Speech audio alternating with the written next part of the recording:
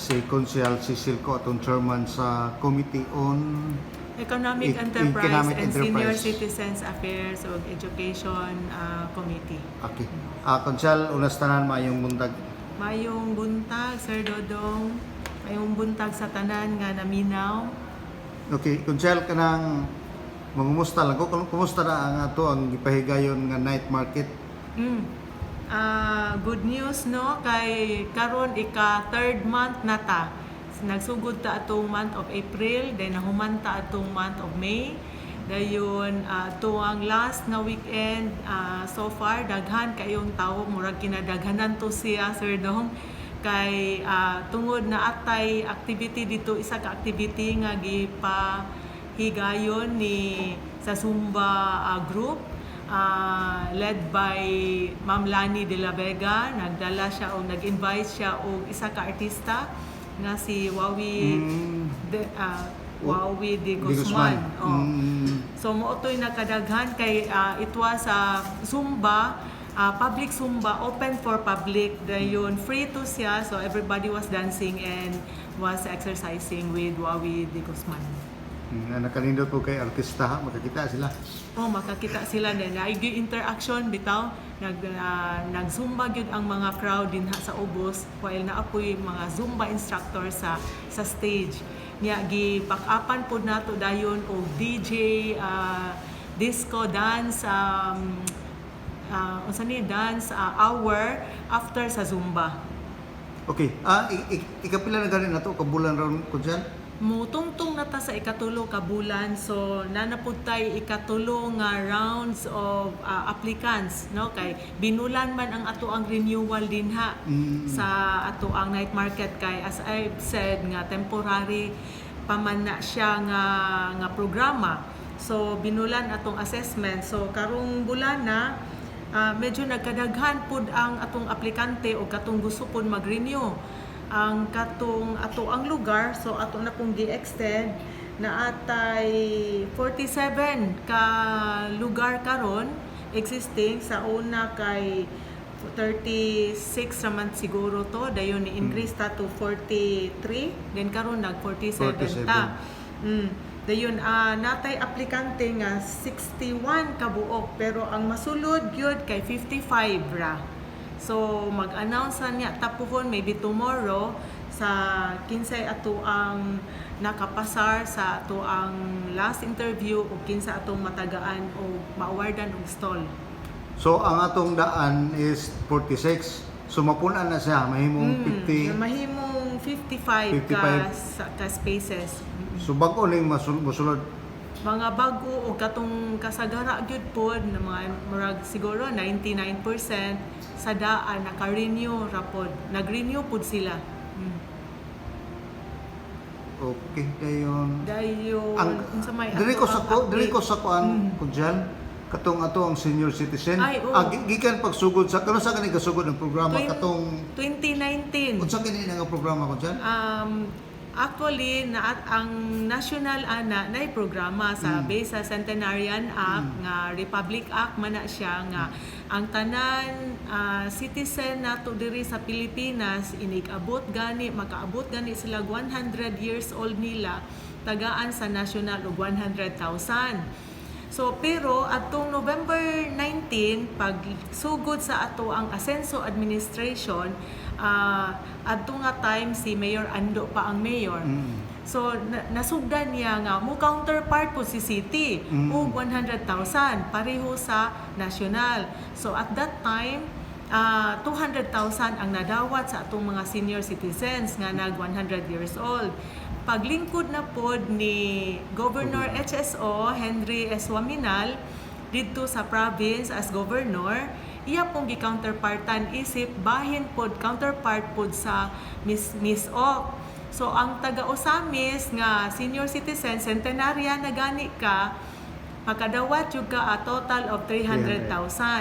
So far sa tibuok nasod murag kita pagyud siguro nga diri sa Osamis City lang ang centenarian nga makadawat og 300,000. Nakadungog naman ta sa lain lugar nga naapoy counterpart ilang city. nga mohatag pug 100,000, pero that means 200,000 ra ang madawat sa isa ka senior citizen nila dito nga Centenarian. Pero diri sa Osamis 300,000 ang madawat. So sugod atong 2019 taman sa karon mura og naa na ta sa 14 ka Centenarian ato ang nahatagan og counterpart nato sa city, which is an additional of 100,000. So kinahanglan gito mga tigulang konsyal nga Moabot gyud og Moabot 100 og years old.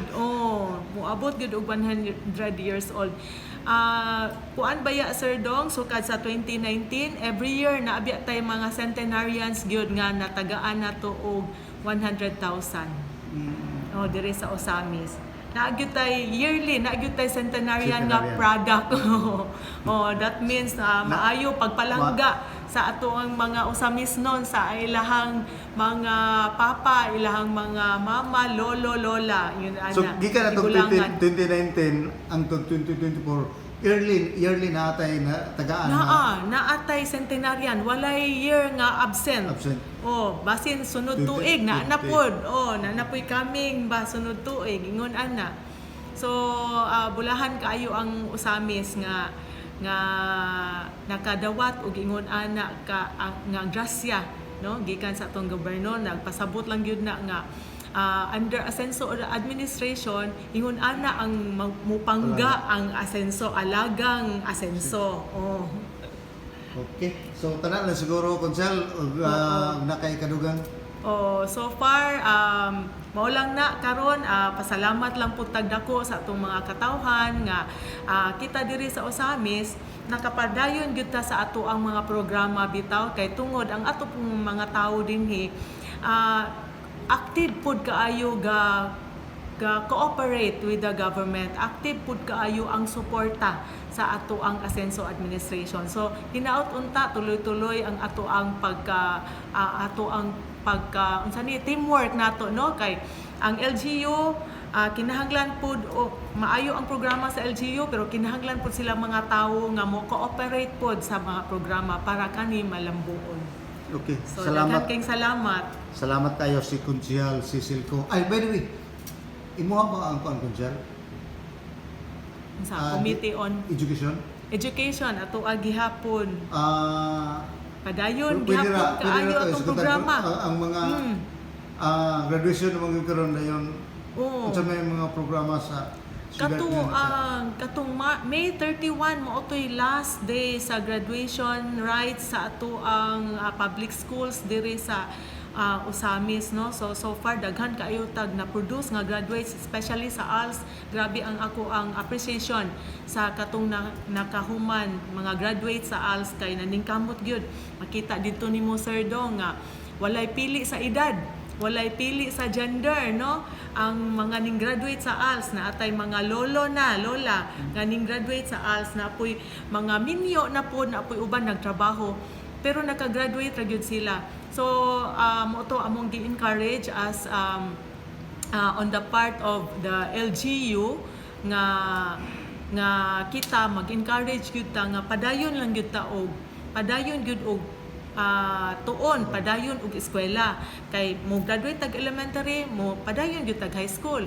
Ini graduate na tog junior high school, mo padayon gyud ta og senior high. Kay pagka senior high nato naara batay grade 11, no, nanara batay madawat nga mga tablet, which is a continuous program.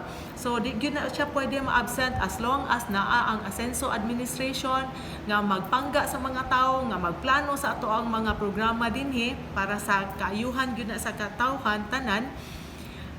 Padayon gyud na way putol. So ato ang tablet maghulat na pud ta og kinsay enrollees karon sa grade 11, mo na po na atong tagaan og mga tablets pohon. Dayon mga classrooms na pod, ongoing na ang ato ang approval, no, sa kaning mga gi-request sa DepEd nga smart TV sa grade 1 and grade 2. So for the next school year 2024 naman, ini ka opening school year 2024 to 2025, naa na tay mga smart TV na po sa mga katon na pong grade 1 o grade 2 sa ilang classroom para paspas gyud kaayo ang pag-deliver bitaw sa education, sa lecture, sa maestra sa mga bata. Dali ra kaayo makatuon atong mga bata. Magkabawi ra ta sa ato ang unsa toy nawala nato during the pandemic kay wala man ta nag face to face atong eskwela. So daghan kay mga missing activities ang mga bata adto na miss nila. So karon makabawi na gyud ta sa mga backlogs. Tanan ba nga kutsal, tanan ba nga classroom sa grade 2 sa to? Grade 1 and grade 2, Grade 1 and yes. grade 2 tanan ba sa Yes. sa public school? Sa public schools tanan Sir Dong kay nay isa ka eskwelahan daghan sections ang grade 1. So tanan classroom nga grade 1 tagaan jud nato, butangan jud nato smart TV. Okay, so doon na smart TV, so doon na po tayo connection sa internet. Yes, Sir Dong. In fact, ongoing. Kaya kung diri ta sa syudad, tay problema sa Wi-Fi connection. Dito sa- Pero sa bukid, Bukid. nagsugod na biya ta sa Muntol na na natay tower dito, antena ba na ang ilang gibutang near sa school, supplied by sa atong gitagaan gani og naghatag sa ato og Wi-Fi connection, no? Nalimot ko sa agency. But anyway, nana po sa Kinuma Norte, so ongoing gihapon na ang gihatag sa ato agikan sa DICT nga support. So programa na nato hotdon gid tanan. Ahot doon gyud tanan, magsige ra gyud tag huna-huna og unsa pay maayo nga programa para sa atong mga katawhan kay kana mo magyud na ang ato ang goal nga kitang tanan dire matud pa sa ato ang governor nga kita misamis nun o samis nun kinahanglan magpuyo gyud ta nga in the end malipayon gyud malambuon dayon unsa ni kining unsa ni peaceful ba atong pamuyo. Malinawon yeah. In the end kinahanglan malipayon. Okay. So salamat kayo Kutsela sa paghatag Sige, og panahon. salamat kaayo Sir Dom. Thank you Thank kaayo. you Si for Kunsel dropping by. si Kunsel Cecil ko. Salamat.